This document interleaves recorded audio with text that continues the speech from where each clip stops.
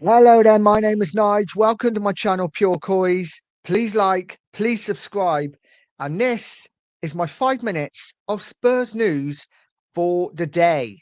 The first bit of news I have is this man, Mark Gahey. And apparently, Tottenham are amongst Premier League clubs closely monitoring the situation of Crystal Palace centre-back Mark Gahey. Now, my thoughts on him, I think he's a good player. I think he's a very good player. Do I think Spurs will sign him? No, I can't see us spending north of 50 million for a centre half that probably won't start. Good player. I just can't see us spending that much money on him. So for me, that is not going to happen. But again, we'll see. The second one is this one, and it's Kubo. We've been linked with him for a while now. Tottenham are interested in signing Real Sociedad winger Kubo and plan to make a serious offer for him. Kubo managed 7 goals and 5 assists in 41 games during the 23-24 season. Now, don't get me wrong. He looks skillful. He's quick, low centre of gravity. But has he got that end product? 7 goals and 5 assists. That's 12 GA in 41 appearances. It's not the best. It's not the best for me. And I think he's going to cost again. You're looking at north of 40 million. Why spend that much money on someone that hasn't got a great output? For me, we've already got Johnson. And he apparently had a pretty bad season last year. Still got more goals and assists. So I wouldn't be touching Kubo. I wouldn't go anywhere near him personally, but that's just my opinion. So the next bit of news is this one. Again, a lot of it is rehashed. Tottenham are interested in AS Monaco right back Vanderson. One of the options, but only if Emerson Royale leaves the club. It does look like Emerson Royale is leaving.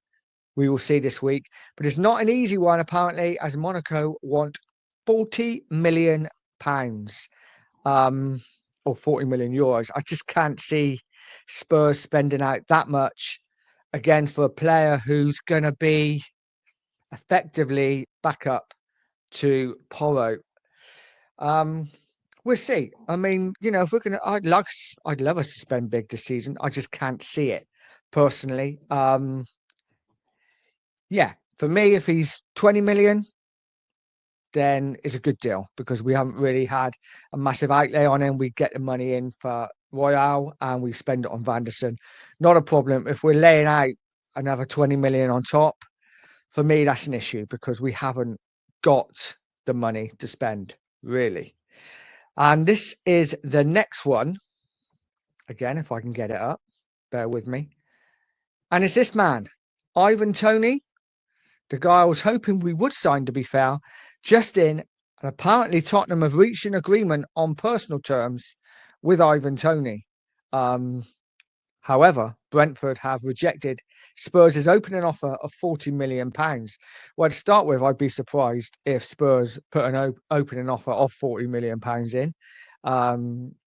We all know Spurs. I thought it would probably be more like 18 million plus Brian Gill. But apparently, we put an offer of 40 million. Brentford have rejected it. They want more like 65 million. I think he'll probably end up going for around 50 million. Will Spurs pay that?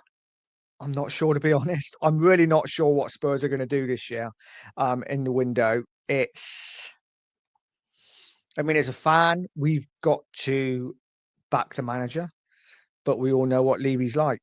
So it's going to be an interesting one. I think we're going to be left disappointed as fans, as usual. I'm just hoping that this season and this summer transfer window is going to be the one when we really...